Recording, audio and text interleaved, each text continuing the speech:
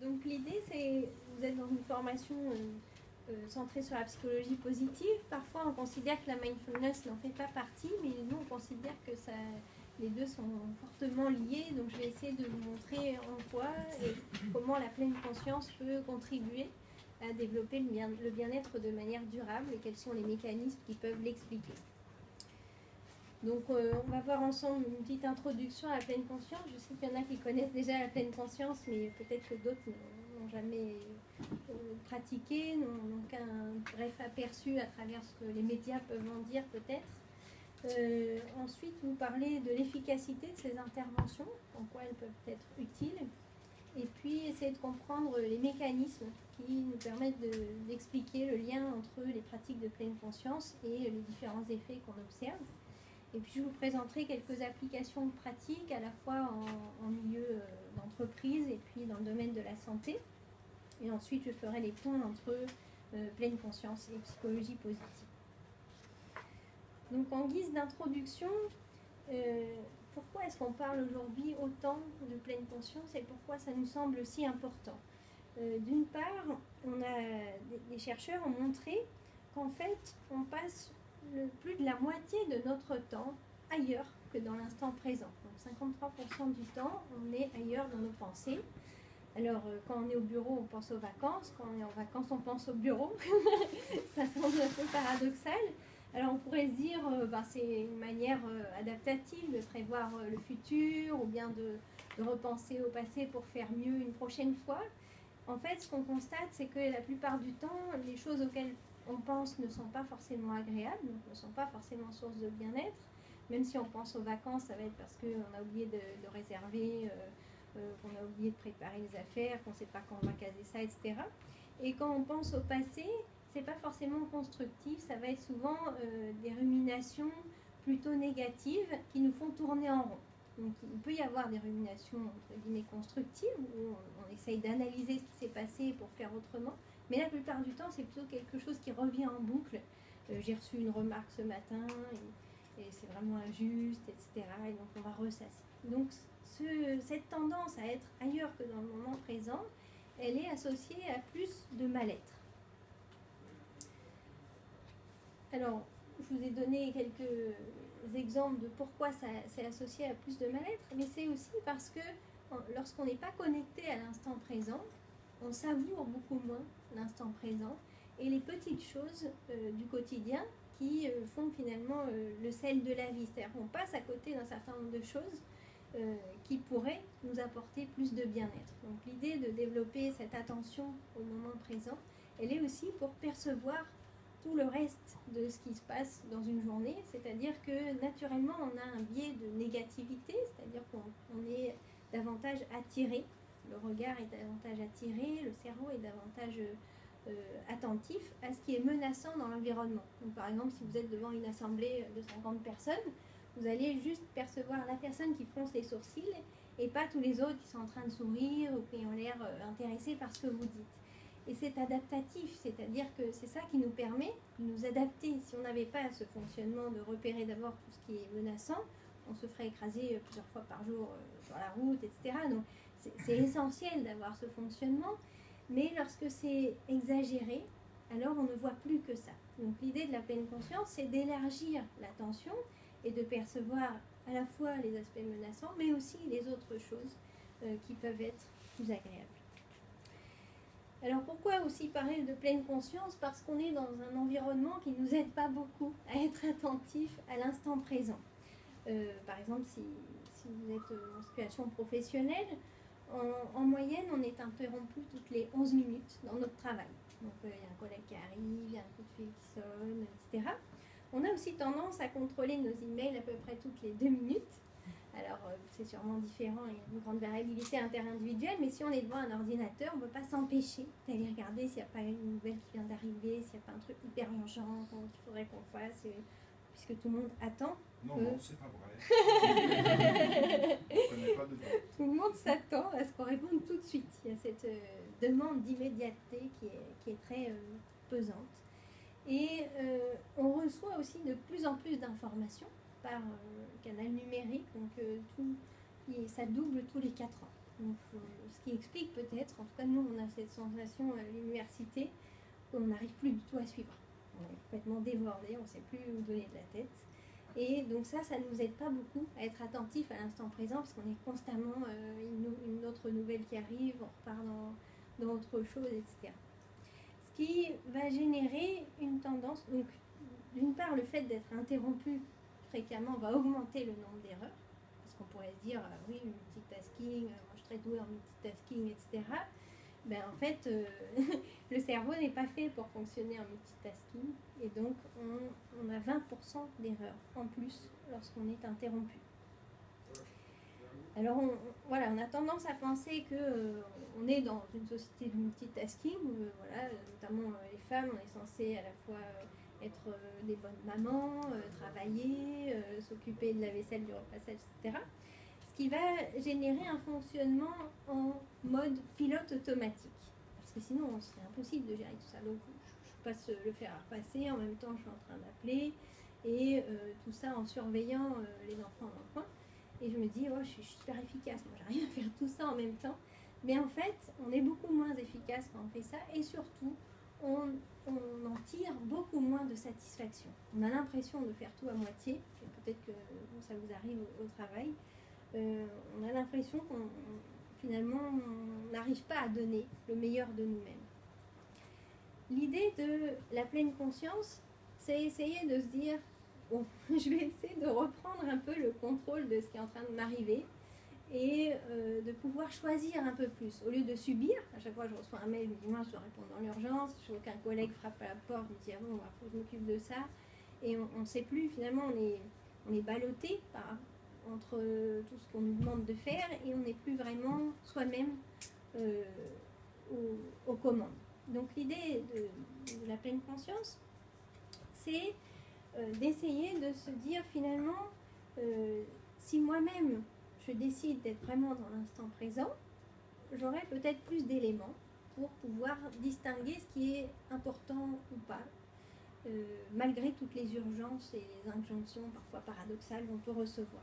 Donc la définition de la pleine conscience qui a été proposée par Jon Kabat-Zinn, c'est de porter son attention intentionnellement. Vous décidez vraiment maintenant de porter l'attention à l'expérience qui se déroule dans l'instant, ce qui se passe à l'intérieur de vous, ce qui se passe autour de vous, sans jugement. Et alors ça, c'est vraiment une caractéristique très spécifique de la pleine conscience. On ne va pas se dire j'aime pas, et du coup je fais que ce que j'aime et je fais pas ce que j'aime pas, etc. On va juste essayer d'observer avec, en accueillant ce qui arrive, avec une sorte d'esprit de découverte, comme si c'était la première fois que vous découvriez cette situation. Alors il y a plusieurs dimensions à la pleine conscience. La première dimension, c'est cette observation attentive, sans jugement. Mais il ne faut pas oublier cette dimension d'ouverture, c'est-à-dire c'est pas juste ok, je vais observer concrètement, bon bah là j'ai une émotion, elle n'est pas très agréable, je vais essayer d'aller explorer, d'aller plus loin. Par exemple, si je prends l'exemple des maux de dos, parce que c'est quelque chose que les personnes ont souvent au travail, on va se dire bon ok, je vois bien que j'ai mal au dos. L'idée, c'est d'aller explorer plus finement, c'est-à-dire, mais comment il est ce mal de dos aujourd'hui? Est-ce que c'est plutôt des pincements? Est-ce que c'est au même endroit qu'hier, etc. Et vraiment aller dans cet esprit de découverte, ce qui va diminuer la tendance à se crisper autour de cette chose qui nous arrive. Et donc, l'esprit de découverte favorise une ouverture, une détente, où on peut accueillir quelque chose qui peut être désagréable, sans y ajouter une crispation qui va avoir tendance à augmenter la douleur si c'est physique, et ce qui va avoir tendance à augmenter la préoccupation quand c'est psychologique. L'idée aussi, c'est d'y aller avec bienveillance. Et ça, c'est aussi une caractéristique fondamentale de la pleine conscience, c'est-à-dire que quoi qu'il m'arrive, et on ne va pas être en train de chercher un coupable. c'est pas moi, c'est pas de la faute de quelqu'un, ou c'est pas, ça peut être de ma faute ou de quelqu'un d'autre, peu importe. L'idée, c'est vraiment d'accueillir ce qui survient en ayant cette attitude bienveillante, notamment envers soi. Et j'y reviendrai tout à l'heure parce que c'est un des facteurs protecteurs essentiels qu'on observe actuellement dans tous les troubles psychopathologiques. Et puis, cette capacité à aller vraiment au contact de l'instant va s'accompagner d'une tendance à diminuer la réaction immédiate qu'on aurait tendance à avoir. C'est-à-dire que si quelqu'un vous parle sur un ton qui vous déplaît, vous aurez tendance à réagir en lui parlant aussi sur un ton déplaisant, ce qui va évidemment pas beaucoup aider à améliorer la situation. Si on peut simplement percevoir, tiens, ce ton, comment il m'affecte? Bon, bah, je sens, j'ai le cœur qui bat plus vite, je sens que la colère qui arrive, et je peux simplement l'observer et me dire, la meilleure chose à faire, c'est peut-être pas de réagir tout de suite. Je peux aussi simplement me dire, qu'est-ce qui était important dans ce qu'il m'a dit? Je vais focaliser mon attention plutôt sur les mots, qu'est-ce qu'il a voulu me dire avec ces mots, et essayer de répondre, mais en considérant que la meilleure manière de répondre n'est pas celle que me dicte mon émotion dans l'immédiat, même si je prends conscience de cette émotion, parce que si j'en prends pas conscience, alors elle va me guider. Donc, quand je mettais tout à l'heure la mindfulness pour reprendre les rênes, l'idée c'est plus on est au contact et plus on est conscient de ce qui se passe, plus on peut avoir cet espace de choix qui est, tiens, il y a cette colère qui me transmet un message, elle me dit, ça c'est pas ok ce qui est en train de se passer. Et je peux l'accueillir, du coup, merci, cette émotion de m'avoir prévenu que c'est pas ok de s'adresser à moi comme ça. Mais en fonction de mon objectif, qui est, avec cette personne-là, il faut que ça continue à se passer bien, sinon les conséquences à plus long terme seront mauvaises, je peux me dire, je vais laisser ce sentiment d'injustice ou de côté désagréable de côté, et je vais plutôt me focaliser sur qu'est-ce qui est important pour moi. Ce qui est important, c'est de maintenir une relation cordiale avec cette personne.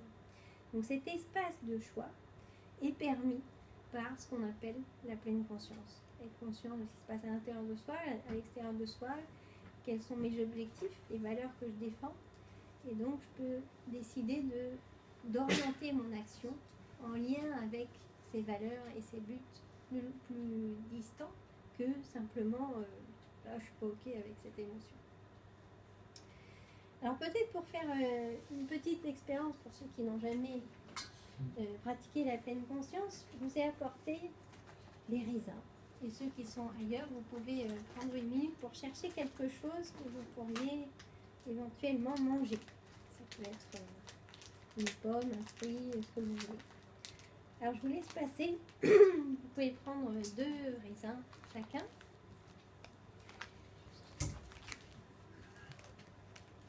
Et les poser soit devant vous, soit dans votre main, en commençant par les regarder simplement. Essayez d'imaginer que vous n'avez jamais vu cet objet auparavant. C'est la première fois que vous voyez cet objet. Et vous pouvez peut-être regarder les différents reliefs. Peut-être que chacun des 2 objets est similaire ou au contraire différent.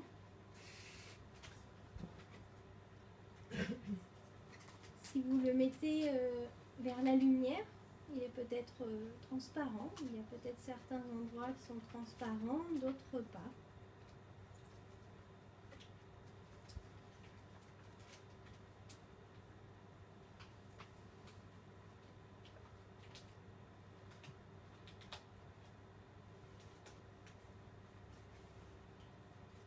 Et vous pouvez aussi l'approcher de votre oreille.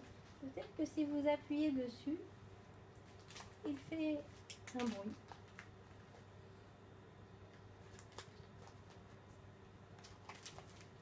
Peut-être que les 2 ne font pas le même bruit.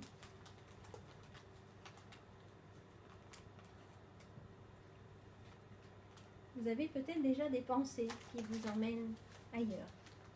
Peut-être ça vous fait penser à quelque chose, ou peut-être vous vous dites « Ah, j'aime pas ça, les raisins secs, je vais devoir manger ça. » Ou peut-être au contraire, tiens, justement, j'avais un petit creux, ça va me faire du bien. Donc, vous pouvez simplement accueillir ces pensées et revenir à la découverte de ces objets.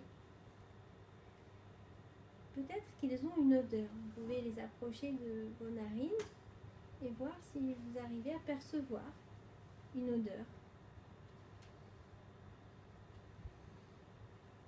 Quand vous percevez cette odeur, vous avez peut-être déjà observé des réactions dans votre corps, peut-être déjà des réactions au niveau de la bouche.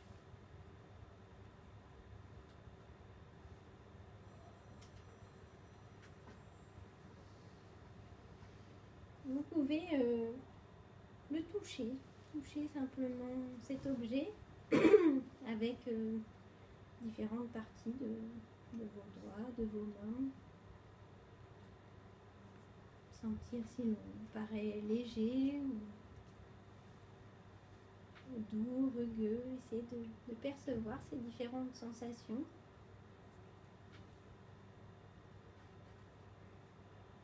Et puis peut-être la sensation quand vous le posez juste sur vos lèvres, sans le mettre encore dans la bouche. Quelle sensation vous percevez quand vous le posez juste sur vos lèvres?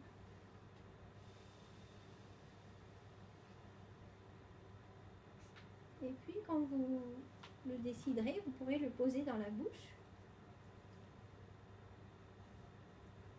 Pour l'instant, peut-être sans le croquer.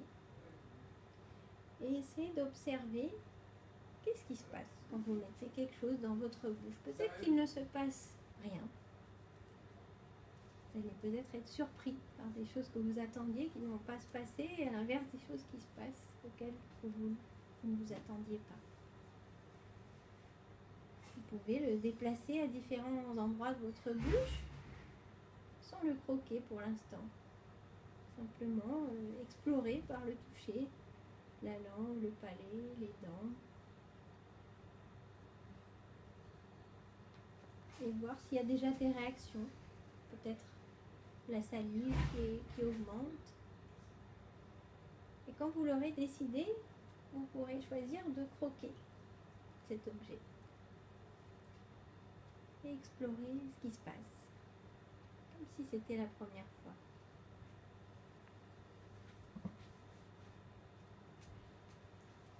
Vous pouvez le croquer plusieurs fois et voir si, selon les endroits où vous le placez dans la bouche, il se passe des choses différentes.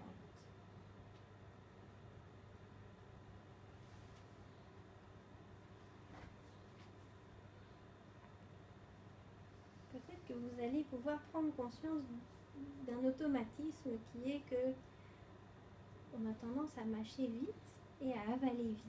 Peut-être que pour certains, le raisin a déjà été avalé. Essayez de choisir vraiment le moment où vous allez avaler. Donc de ne pas vous laisser emporter par l'automatisme, mais de vous dire, j'ai découvert, ça me va, je suis prête à l'avaler. Donc quand vous êtes prêt, vous pouvez l'avaler. Essayez de voir jusqu'à où vous arrivez à sentir la sensation.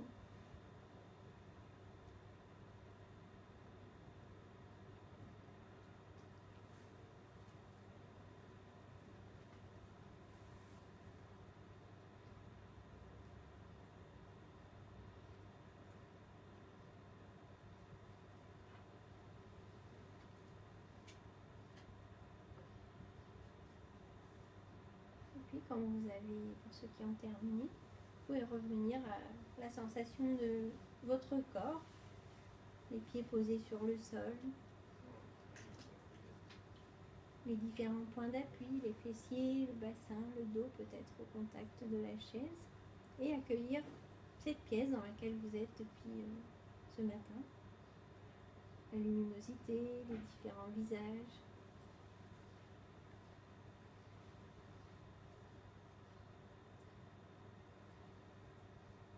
Alors, je vous ai mis un deuxième raisin que vous pourrez manger comme vous le souhaitez, mais je l'ai fait notamment parce que souvent, quand on fait cet exercice, il y en a qui le mettent déjà dans la bouche avant qu'on ait démarré l'exercice ou qui l'avalent avant d'avoir pu découvrir les automatismes. Mais je crois qu'ici, ça ne s'est pas produit, c'est la première fois. C'est juste, personne personne ne l'a avalé avant que Non. lui. D'habitude, c'est toujours quelqu'un qui l'avale. Est-ce que quelqu'un a envie de réagir par rapport à cette pratique, de raconter quelque chose que vous auriez découvert?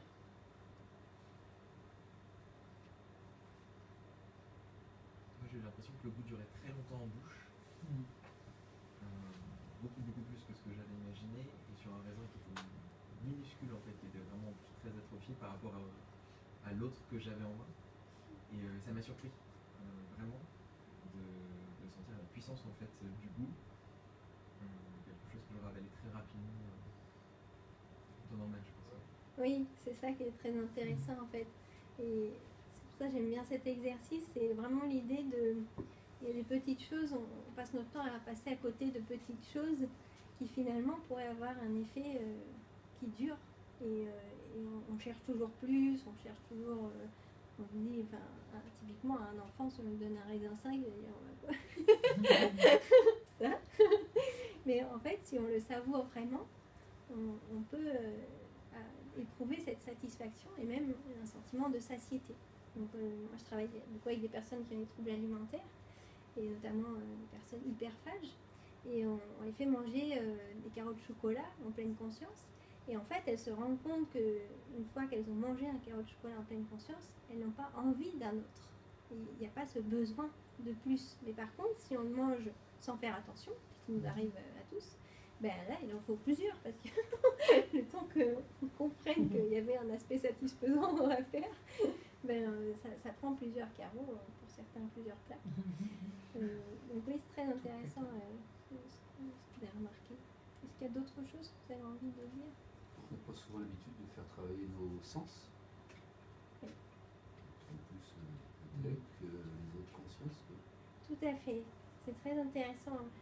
L'idée en fait de ces pratiques, c'est vraiment très orienté sur les sens et sur le corps, pour essayer de rééquilibrer nos tendances, qui sont, c'est la tête qui décide tout, et du coup on est très, ça fait partie des objets de l'Institut CRISIP, on est très formaté par nos biais cognitifs, ce qui fait qu'on ne perçoit plus la réalité telle qu'elle est. Donc l'objectif de ces pratiques, c'est aussi d'avoir plus d'informations bottom-up qui viennent de l'environnement vers nous pour percevoir plus la réalité, au lieu d'avoir un drive top-down, c'est-à-dire c'est nos biais qui nous disent tiens, ça c'est comme ça c'est comme ça, et on fait rentrer des choses dans les cases et on ne perçoit plus la moitié de la réalité. Donc c'est aussi vraiment l'intérêt de ces pratiques, tout à fait. Alors si je résume un peu cette définition de la pleine conscience, il y a l'idée d'une focalisation sur le moment présent, contrairement au passé et au futur. L'adoption d'une attitude marquée par la curiosité, comme vous l'avez fait dans cette pratique, la curiosité, l'ouverture et l'acceptation de ce qui survient.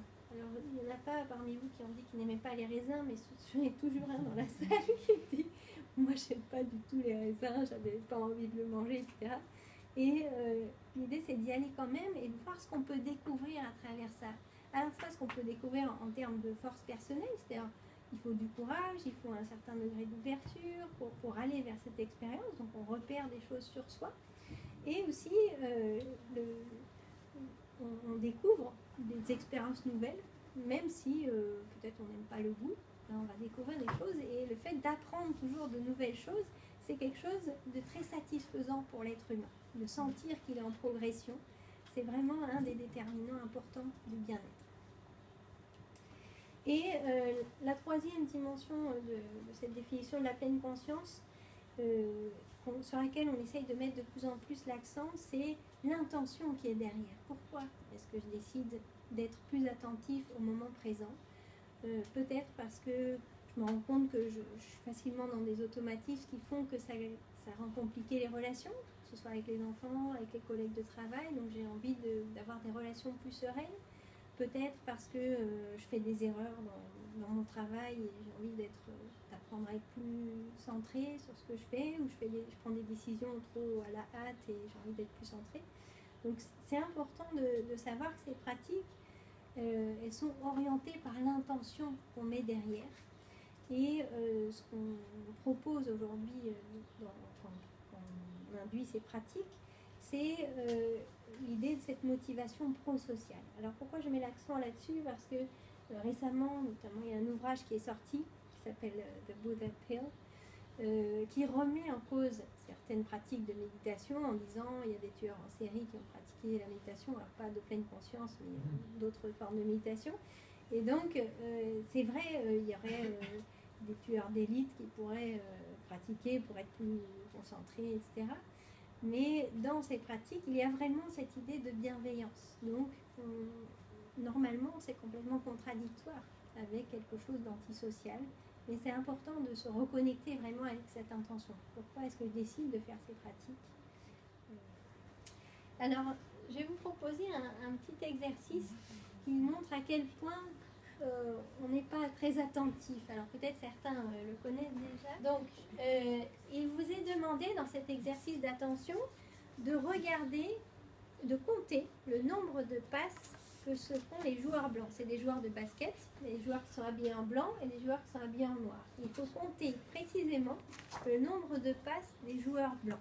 Donc ça ne dure pas longtemps, mais restez bien concentrés et comptez le nombre de passes.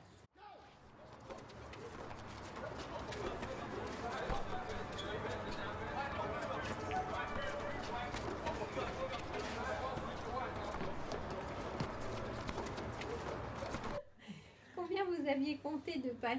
Est-ce qu'il y en a 12? Qui avait compté plus que 13? Personne. Et qui a vu passer un ours brun? Bravo. D'accord. Toi, tu le connaissais. Alors, je vais vous le repasser.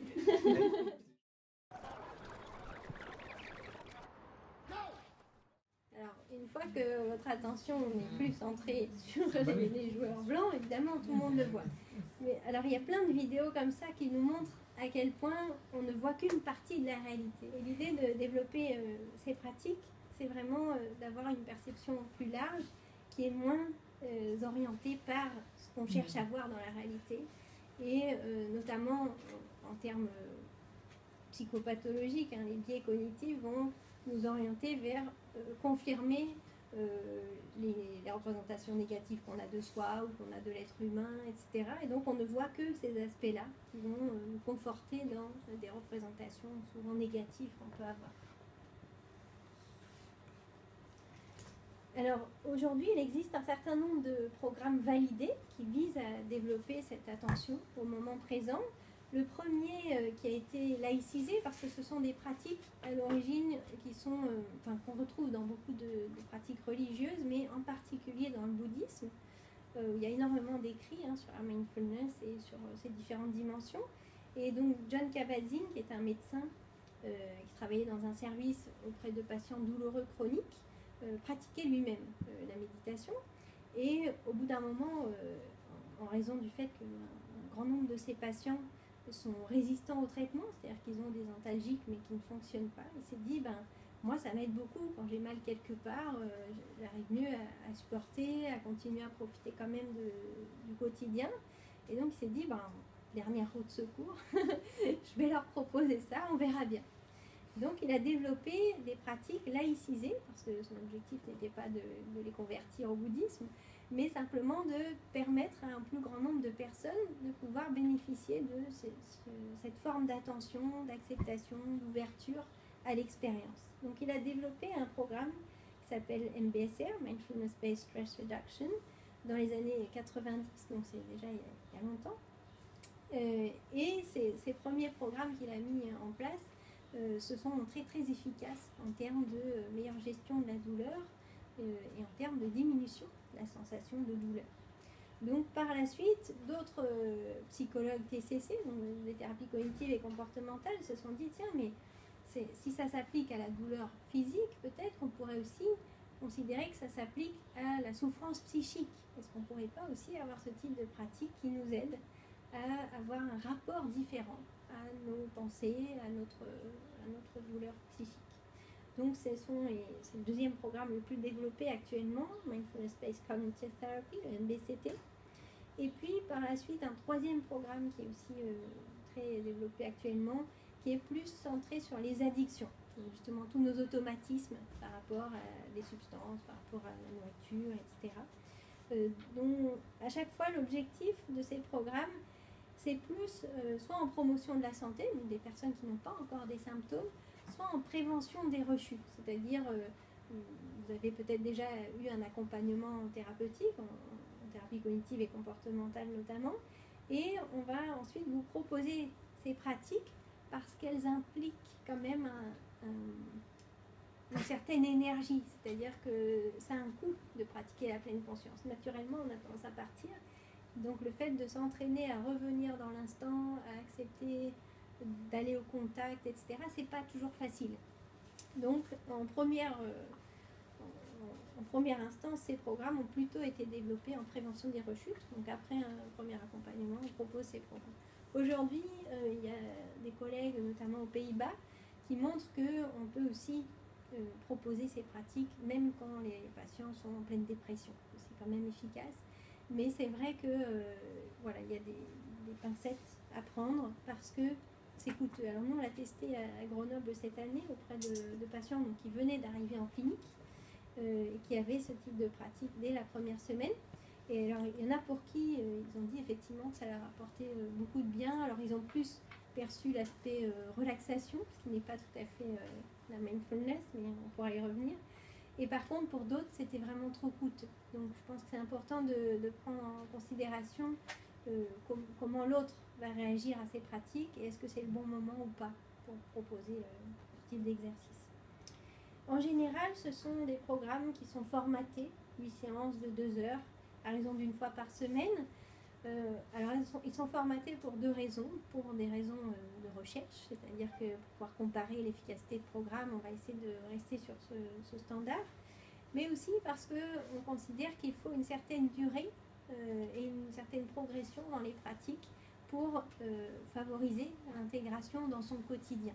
Donc, c'est 8 séances de 2 heures, et vous verrez, pour ceux qui l'ont déjà fait, que finalement, c'est pas beaucoup. Et beaucoup nous disent, il faudrait que ça continue.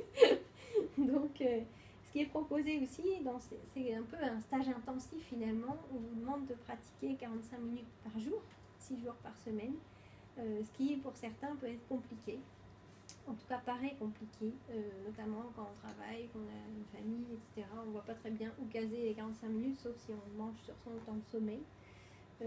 Donc voilà, je reviendrai aussi là-dessus, mais en tout cas c'est ça les programmes classiques sur lesquels sont basés les différents résultats que je vais vous présenter par la suite. Il faut savoir que c'est un champ de recherche en pleine expansion. Vous voyez qu'au début, quand John Kabat-Zinn a démarré, il y avait un article par an qui sortait.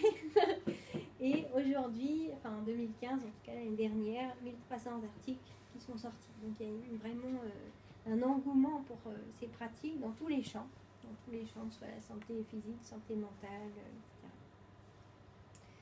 Et une diversification des interventions qui sont de plus en plus disponibles en langue française. Donc là, je vous en ai cité quelques-uns qu'on a traduits et adaptés. Donc le MBCT pour les enfants, un programme pour les personnes qui ont des troubles alimentaires, et puis un programme spécifique pour les étudiants qui arrivent à l'université.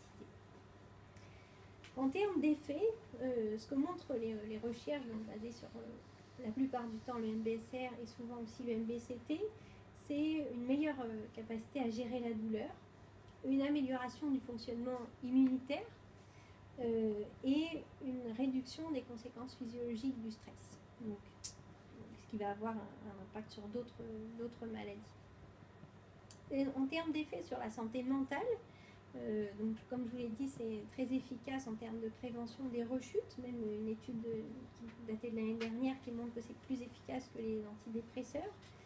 Très efficace en termes de prévention des rechutes addictives. Ça permet de diminuer le stress perçu, l'anxiété, les troubles obsessionnels compulsifs. Je vous expliquerai pourquoi à travers les mécanismes qui sont travaillés. Et puis, bien sûr, une amélioration du sentiment de bien-être chez les individus. Il y a également un effet sur les performances, ce qui est évident puisque c'est un entraînement attentionnel, hein, c'est un entraînement de la pensée ou de l'attention à revenir dans l'instant présent. Donc ça améliore les capacités de concentration, la mémoire de travail, les capacités à prendre des décisions, puisqu'on arrive à voir les choses de manière plus claire, et la capacité à réguler les comportements et les émotions. En termes relationnels, cette capacité à réguler les émotions va avoir évidemment des effets bénéfiques à la fois dans le couple, sur la relation parent-enfant, sur les amis, aussi les collègues au travail. Ça augmente l'empathie, toutes les dimensions de l'empathie. Donc, l'empathie émotionnelle, c'est-à-dire la capacité à percevoir les émotions d'autrui. L'empathie cognitive, c'est-à-dire la capacité à se mettre à la place mentalement d'autrui.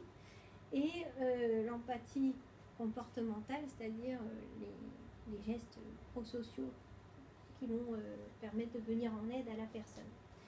Ça augmente aussi la compassion, qui a été différenciée de l'empathie par Mathieu Ricard et Tania Singer notamment. La compassion, c'est cette idée qu'on va faire tout ce qu'on peut pour soulager la souffrance d'autrui.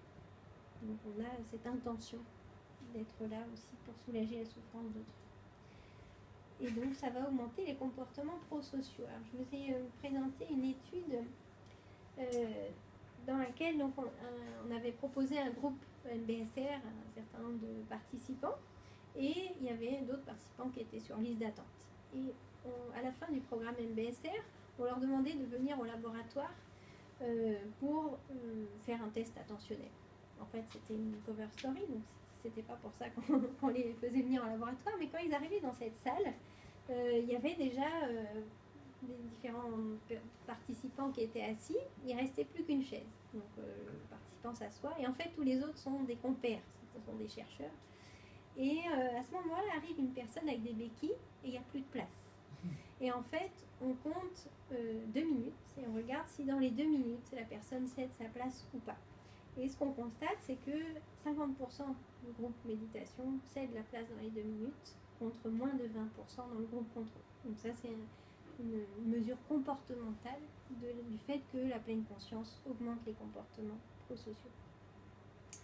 Alors comment on peut comprendre les effets ? Pourquoi la pleine conscience a tous ces effets ? Alors il y a 5 processus qui ont été les plus étudiés actuellement au niveau des recherches, que je vais détailler un par un. Le premier processus qui amène à ces effets, c'est l'autorégulation de l'attention, cette capacité à ramener l'attention là où on le décide. Donc cette capacité, cet entraînement en tout cas, va permettre d'améliorer les capacités attentionnelles, donc à la fois la concentration, ce qu'on appelle l'attention focalisée. Elle facilite aussi la flexibilité attentionnelle, même si je ne conseille à personne de faire du multitasking parce que c'est pas efficace. Mais si on se trouve obligé de le faire, on est plus efficace dans ce multitasking. Par exemple, il y a une étude qui a montré que les personnes là, qui faisaient 20% d'erreurs en plus quand on les dérangeait, si on les prévenait du fait qu'elles vont être dérangées, elles ne faisaient plus d'erreurs. En tout cas, la différence en termes d'erreurs n'était pas significative. Ce qui veut dire que ce qui compte surtout, c'est pas tant le fait de se faire déranger, c'est la réaction qu'on a. C'est de se dire « Ah, encore quelqu'un qui arrive » et du coup, pendant 10 minutes, je suis encore en train de me dire « Mais c'est pas possible, on ne peut pas travailler dans ce bureau et puis il y a toujours quelqu'un, etc. » Et ce qui vous empêche de vous remettre à votre tâche. Alors que si on vous prévient, toutes les 10 minutes, quelqu'un va rentrer, vous êtes prêt à ça et vous n'avez pas besoin de ruminer en plus, ce qui vous fait perdre à chaque fois 10 minutes supplémentaires. Et donc, ce qu'on considère, c'est que cette capacité à être dans l'instant présent, sans jugement et à accueillir ce qui survient, nous évite la perte de temps supplémentaire qui est liée aux ruminations. Donc on peut être dérangé et revenir plus facilement à sa tâche. D'autre part, cette autorégulation de l'attention va favoriser une plus grande flexibilité cognitive. C'est-à-dire que dans les pratiques de pleine conscience, il y a à la fois des pratiques d'attention focalisée, par exemple sur la respiration, revenir à la respiration, et il y a aussi des pratiques d'ouverture attentionnelle, percevoir à la fois ce qui se passe à l'extérieur de soi et à l'intérieur de soi. Et c'est ça qui va faciliter en fait le changement de stratégie cognitive, puisqu'on apprend à utiliser de différentes manières notre attention. Du coup, on est plus flexible dans le changement de stratégie cognitive par la suite. D'autre part, un mécanisme qui est important, c'est la diminution de la tendance à penser sur quelque chose. Et ça, peut-être vous avez déjà vu ça dans votre formation. On a souvent tendance à partir d'un élément de la réalité et ensuite à construire en lien avec nos représentations, avec nos expériences passées, on construit sur cette réalité. Et on n'est plus au contact de cette réalité. Et ça, c'est une des causes de nombreux problèmes dans les relations, problèmes d'interprétation des situations, problèmes de rumination. Et donc, si on a diminué cette tendance à penser sur et qu'on est simplement au contact de ce qui est là, alors ça va améliorer à la fois les relations et le bien-être. Alors, ces différents changements au niveau attentionnel sont corrélés avec des études qui ont été faites en neuroimagerie, avec des IRM fonctionnels notamment, qui montrent qu'il y a une augmentation de la densité de la matière grise, notamment dans le tronc cérébral, qu'il y a des modifications au niveau de certaines zones du cerveau qui signalent en fait une meilleure communication à la fois intra-hémisphérique et inter-hémisphérique. Donc en fait, cette flexibilité attentionnelle, elle se voit davantage au niveau de l'imagerie. Alors moi, je ne suis pas spécialiste de ça, mais Antoine Lutz à Lyon, que vous connaissez peut-être, a pas mal publié là-dessus. Donc cette meilleure communication, elle va favoriser cette meilleure régulation attentionnelle dans la durée. Donc c'est un entraînement attentionnel, c'est comme si vous faisiez de la musculation en fait. C'est de la musculation du cerveau qui muscle ces zones qui facilitent la régulation de l'attention et des émotions. Un deuxième mécanisme qui a beaucoup été étudié, c'est la conscience interoceptive. En fait, c'est cette capacité à percevoir plus finement ce qui se passe à l'intérieur de moi. Ce qu'on a un peu essayé de faire là, avec l'exercice du raisin, c'est-à-dire quand je mets quelque chose dans ma bouche, qu'est-ce qui se passe, quelles sont les différentes réactions, et du coup, en fonction de ces différents messages, je peux adapter la suite de mes comportements. Si je ne suis pas attentif à ces messages, je peux avaler le paquet entier, ça ne me pose pas de problème, parce que j'ai rien capté à ce qui se passait. Donc l'idée, c'est, par cette augmentation de la conscience de ce qui se passe à l'intérieur de soi, on est capable d'adapter davantage nos comportements et donc d'avoir des comportements de santé plus adaptés. J'ai eu un parasite à un moment parce que j'ai pensé tout à l'heure au fait qu'il y avait pas mal de personnes ici qui fument. Et moi, j'avais fait mon mémoire de tabacologie sur la pleine conscience dans l'aide au sevrage tabagique. Et je me souviens, donc c'est des personnes qui étaient vraiment résistantes au sevrage. Donc ils nous sont envoyés par des services de tabacologie en disant nous on n'arrive rien à faire, vas-y fais ce que tu veux. Et c'était une époque, donc c'était il y a longtemps, où il n'y avait pas du tout encore beaucoup de pratiques de ce type-là. Et en fait, c'était très frappant comment... donc moi, je ne leur avais pas du tout dit qu'il fallait arrêter de fumer, parce que je savais qu'il y avait des soucis avec la motivation à l'arrêt. Et donc, j'ai simplement dit, observez. Quand vous fumez, vous observez ce que ça fait, quand vous inhalez, etc. Et en fait, il y a une personne, au bout d'une semaine, elle était complètement dégoûtée de la cigarette.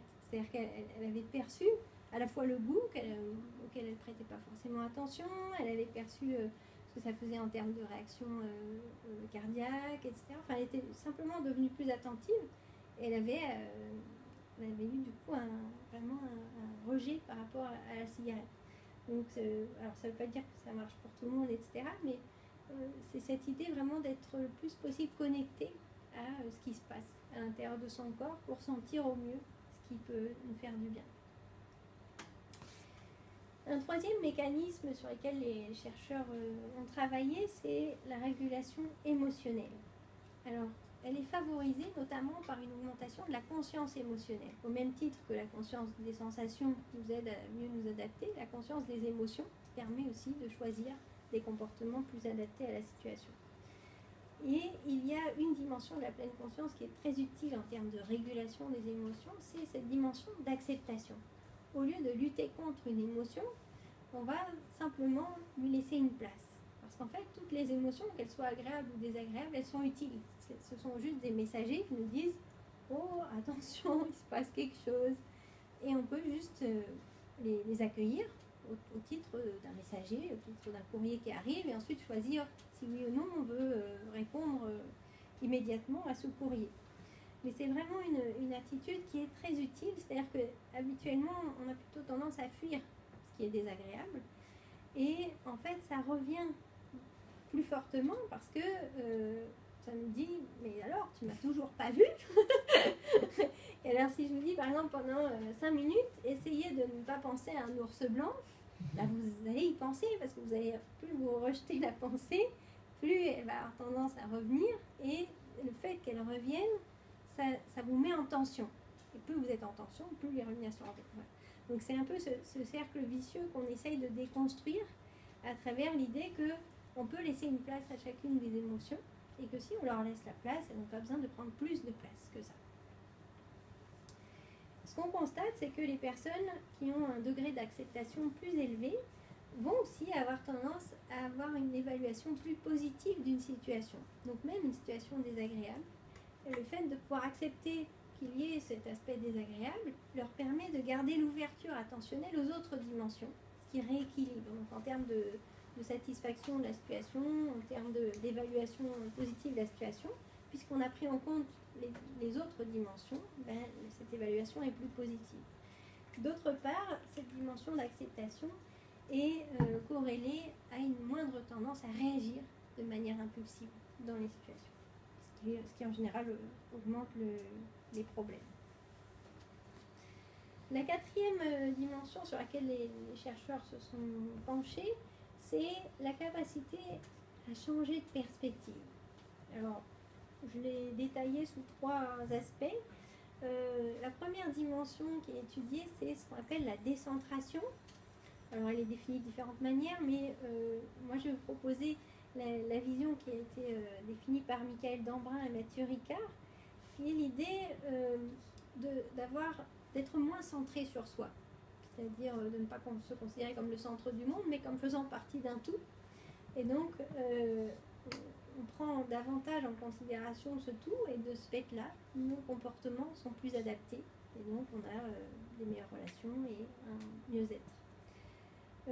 Toujours dans cette idée de changement de perspective, il y a une dimension qui a été beaucoup développée par la thérapie d'acceptation et d'engagement, c'est de considérer le soi non pas comme le contenu de toutes nos pensées et toutes nos émotions, mais le soi comme contexte d'apparition de ces pensées et de ces émotions. C'est-à-dire que vous n'êtes pas vos pensées. Les pensées vous traversent, et vous êtes cette possibilité, cette entité capable d'observer qu'il y a des pensées à l'intérieur, qu'il y a des émotions, qu'il y a des sensations. Mais vous n'êtes pas ces pensées, ces émotions, ces sensations, elles sont de passage pour nous, comme un avion qui passe dans le ciel. La pensée part et revient, repart. Et cette capacité à se distancier, à prendre du recul, en tout cas à pouvoir avoir un regard un peu méta par rapport à ses pensées ou ses émotions, nous permet d'être moins affectés et d'avoir moins besoin de réagir dans l'immédiat.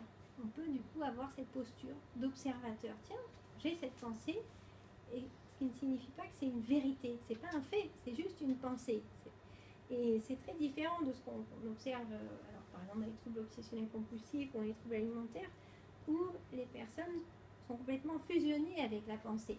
Si, par exemple, dans un TOC, il y avait une patiente qui, quand elle voyait un camion poubelle passer dans sa rue, elle devait tout de suite aller se laver. C'est-à-dire qu'il y avait une fusion entre je vois le camion et je suis sale. Et en travaillant avec la pleine conscience, on peut se dire, tiens, j'ai la pensée je suis sale, mais c'est pas une réalité. C'est pas un fait. Il y a une vitre, c'est impossible que la saleté soit arrivée jusqu'à moi. Et donc, à travers ces pratiques, on arrive à créer cette distanciation qui fait qu'on souffre moins de ces pensées, on peut juste les observer. Donc c'est ce qu'on appelle la diffusion, la tendance à considérer que les pensées ne sont pas des faits. Alors dans les troubles alimentaires, il y a une fusion qui est très classique, qui est la fusion pensée-forme. C'est-à-dire, si vous pensez à un hamburger, vous avez déjà pris 500 calories. Et c'est vraiment la sensation qu'ont les personnes qui ont les troubles alimentaires. Alors pas toutes, hein, mais donc nous on a proposé un programme de pleine conscience pour les personnes qui avaient ce type de problème de fusion pensée-forme, et on voit donc au bout de 8 semaines qu'il y a une diminution nette de cette tendance à fusionner la pensée avec l'impression qu'on a effectivement pris du poids. Ce qui est très rassurant évidemment pour ces personnes, parce que vous imaginez qu'à chaque fois qu'elles pensent à un aliment, elles ont l'impression d'avoir grossi, donc elles vont évidemment repousser la pensée des aliments qui vont revenir, créer plus d'angoisse, créer plus de pensées. Enfin, donc c'est vraiment ce type de cercle vicieux qui génère beaucoup de symptômes et beaucoup de mal-être. La dernière dimension, qui est peut-être celle qui a intéressé les chercheurs le plus récemment, c'est la dimension d'autocompassion. Tout à l'heure, j'ai utilisé le terme de bienveillance, parce que compassion, autocompassion, ça fait un peu religieux. Mais l'idée, c'est cette bienveillance à l'égard de soi, qui est en fait beaucoup plus importante que l'estime de soi. En France et aux États-Unis avant, on a beaucoup travaillé sur l'estime de soi.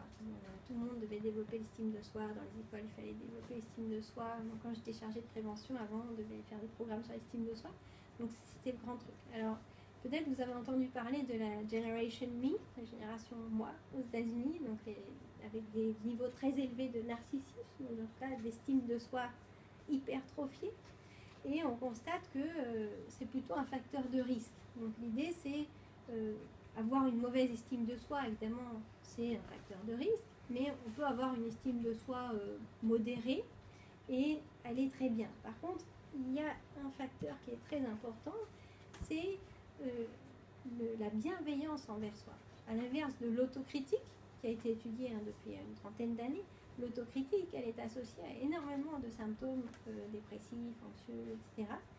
Et alors, je ne sais pas si j'ai le temps, mais je vous aurais bien proposé un petit exercice, mais peut-être vous pourrez le faire à un autre moment avec Michael. Souvent, quand je dis aux personnes, l'autocritique, c'est vraiment pas une bonne idée. Ils me disent oui, mais quand même, du coup, après, on devient auto-indulgent, on progresse plus. Alors peut-être vous aussi, quand je vous ai dit ça, vous vous avez dit mais c'est quand même important l'autocritique, sinon on fait n'importe quoi, puis les gens n'ont plus confiance en nous et nous-mêmes on n'est pas satisfaits. Et alors du coup, il y a un petit exercice qui peut être proposé, qui est de noter. Vous pouvez peut-être prendre juste une minute pour essayer d'identifier une autocritique que vous avez régulièrement. Une pensée comme ça critique sur vous-même qui vous revient régulièrement, comme je ne suis pas à la hauteur, j'y arriverai jamais, voilà, quelque chose qui vous vient. Et vous essayez d'imaginer que cette pensée, cette autocritique, elle est à l'extérieur de vous. Elle n'est plus à l'intérieur de vous, elle est à l'extérieur de vous. Essayez d'imaginer à quoi elle ressemble, cette autocritique.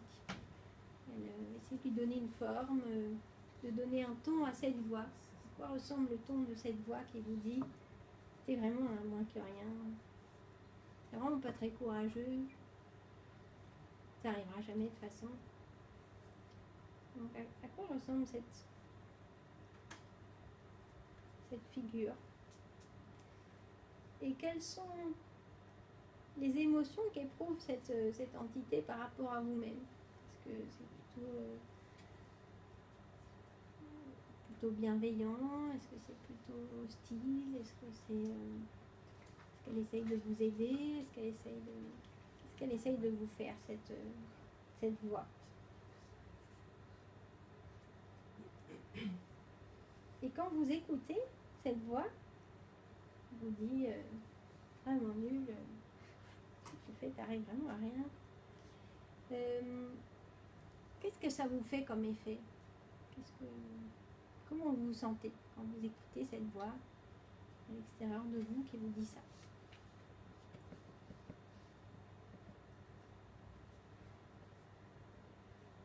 Alors normalement c'est un exercice qu'on fait un peu plus dans la durée, mais est-ce que vous pourriez me dire un peu quand vous écoutez cette voix, comment vous vous sentez? Est-ce qu'il y en a qui ont eu le temps de faire l'exercice, qui veulent bien dire quelques éléments de comment vous sentez quand cette voix vous parle? Je dis toutes les étapes. Comme vous voulez. enfin, la petite voix, elle me dit que j'ai trop peur de manquer de sécurité pour me lancer. Ça génère de la frustration. Et après, ça me serre l'estomac. Je sens des douleurs dans mon dos. Je sens tout coincé. Donc, ça vous encourage pas beaucoup à y aller. Voilà. C'est très intéressant comme exemple. Tu voulais aussi donner ton exemple, non?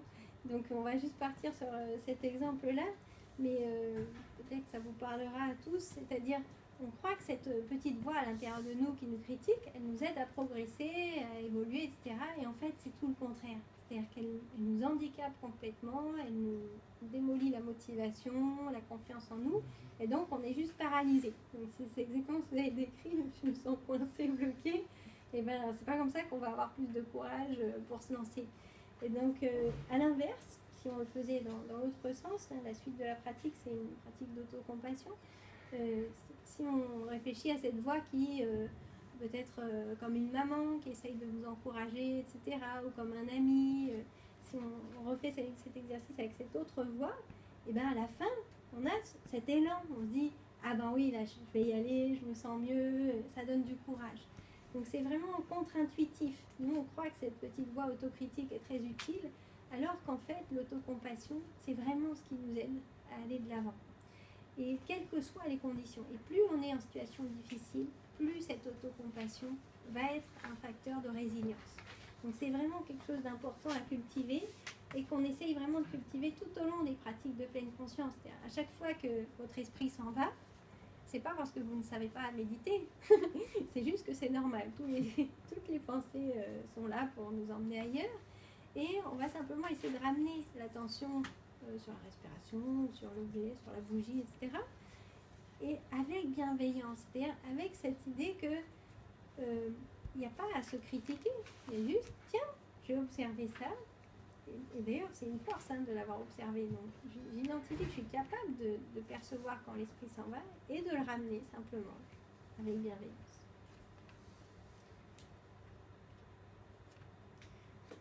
Donc en termes de mécanisme, la pleine conscience est ce qui va nous aider à passer d'un mode pilote automatique, où on fait au mieux avec les moyens du bord, mais en fait on passe à côté d'un certain nombre de choses, à un mode où on est conscient de ce qui est en train de se passer, en tout cas d'un plus grand nombre de choses, et avec cette intention. Vers où j'essaye d'aller, qu'est-ce que j'essaye de faire. On passe d'un mode d'évitement, je ne veux pas vivre ces choses désagréables, j'ai pas envie de rencontrer cette personne que j'aime pas, etc., à un mode ouvert, qui est plutôt orienté par la curiosité et l'acceptation de ce qui survient. On passe d'un mode de pensée sûre, donc très empreint d'interprétation, etc., à un mode expérientiel. Je vais voir ce qui se passe concrètement dans l'instant, en dehors de tous mes filtres. Je vais passer d'un mode réactif, ce qui est a priori aussi peut-être contre-intuitif, c'est-à-dire que nous, dans notre société, on est censé être réactif, donc c'est considéré comme une force. Mais là, l'idée, c'est la réactivité au sens d'impulsivité, la réactivité automatique.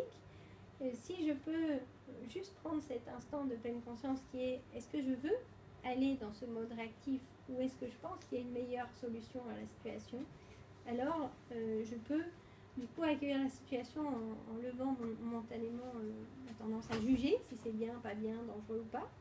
Et je peux du coup prendre un temps pour me dire en fait vers où j'ai envie d'aller. Et on passe d'un coup d'habitudes qui peuvent être délétères pour la santé à des réponses qui sont davantage choisies et qui nous permettent de prendre plus soin de nous-mêmes et des autres.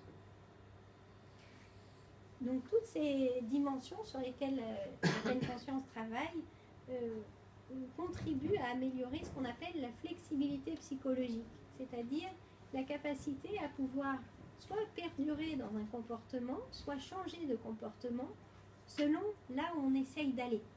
Donc c'est pas parce qu'on est dans une habitude qu'on continue, c'est si on considère que c'est important pour moi de continuer malgré les obstacles, alors on a la possibilité de mettre l'attention et l'intention dans ce comportement, Ou si à l'inverse, on voit que en fonction des feedbacks qu'on a sur le terrain, il vaudrait mieux changer de comportement, alors on a cette flexibilité qui est possible parce qu'on peut se mettre à la place de l'autre, parce qu'on peut prendre de la distance par rapport à nos pensées, nos interprétations, et donc on peut changer de mode d'action.